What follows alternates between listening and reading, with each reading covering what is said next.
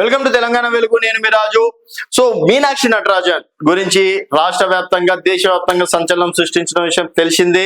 So Meenakshi Natarajan రావడం తోటి ఇక్కడ తీన్మార్ మల్లన్న అవుట్ అని చెప్పేసి కూడా పెద్ద ఎత్తున కూడా ప్రచారం చేశారు.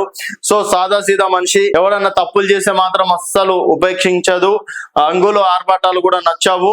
తనకి ఏం కావాలి? పార్టీ అభివృద్ధిలోకి రావాలి, పార్టీ డెవలప్ కావాలి, మరో 5 సంవత్సరాలు కూడా పార్టీ ఉండాలి అని చెప్పేసి తను బలంగా కోరుకుంటున్నటువంటి మాట.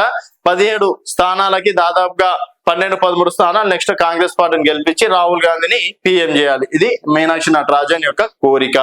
సో మరి మీనాక్షి నటరాజన్ రావడం తోటే నెక్స్ట్ డేనే తీన్మార్ మల్లన్న పైన యాక్షన్ తీసుకున్నారు. నెక్స్ట్ తీన్మార్ మల్లన్న తర్వాత విహెచ్ పేరు ప్రధానంగా వినిపిస్తుంది.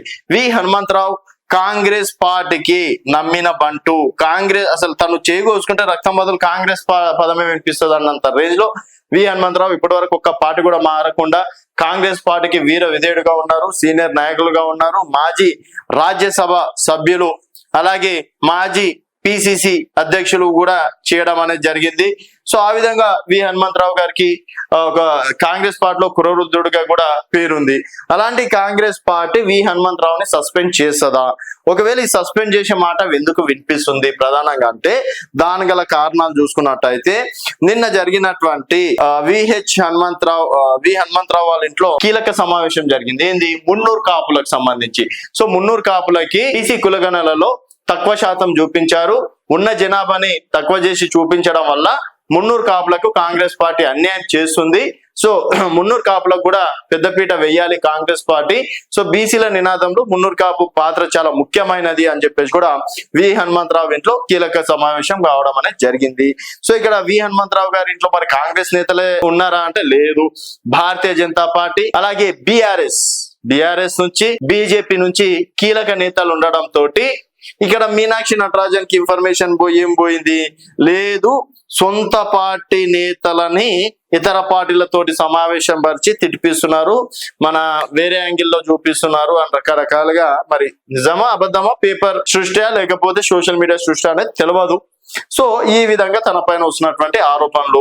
సో మున్నూరు కాపు నుంచి ఉన్నటువంటి కీలక నేతలు ఎవరైనా ఉన్నారా అంటే వి హనుమంతరావు కావచ్చు, అలాగే ఆనందరావు కాంగ్రెస్ పార్టీలో సీనియర్ నాయకులు, అలాగే సికింద్రాబాద్ నుంచి కూడా ఆదం సంతోష్ సికింద్రాబాద్ నుంచి మొన్న ఎమ్మెల్యేగా పోటీ చేయడం అనేది జరిగింది. ఇటువంటి కీలక నేతలు కొంతమంది కాంగ్రెస్ పార్టీలో మున్నూరు కాపు సామాజిక వర్గం నుంచి ఉన్నారు. సో మరి ఇక్కడ ఎవరికో ఒకరికైతే అవకాశం ఇవ్వాలి. అది విహెచ్ హనుమంతరావుకి ఇస్తారా లేదా? మరి సంతోష్ కి అయితే ఆల్రెడీ ఎమ్మెల్యే టికెట్ ఇవ్వడం అనేది జరిగింది. ఆనందరావు లాంటి సీనియర్ నేతలు కూడా ఉన్నారు, ఇంకా చాలా మంది సీనియర్ నేతలు కూడా ఉన్నారు అని చెప్పేసి ప్రధానంగా వినిపిస్తున్నటువంటి పేరు. మరి నిజంగా సమావేశంలో కాంగ్రెస్ పార్టీని ఎవరైనా విమర్శించారా? బహిరంగంగా మాత్రం బయటకు వచ్చి ఎవరు విమర్శించలేదు, కాంగ్రెస్ పార్టీ పైన తప్పుగా మాట్లాడలేదు.